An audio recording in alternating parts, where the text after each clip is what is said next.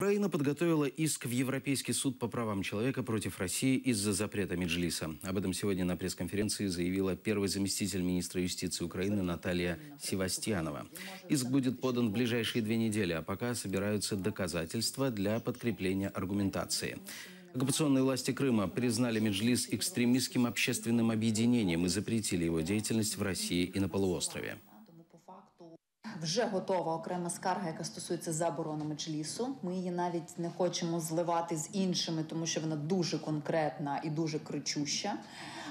По факту вона вже готова для подачі в будь-який день, але ми ще чекаємо окремі докази для її підкріплення. Тому це, можливо, тиждень-два часу, які будуть потрібні для її направлення. По факту вся юридична аргументація вже побудована. Тому для нас важливо мати сильні докази, а тут правда на нашій стороні очевидна.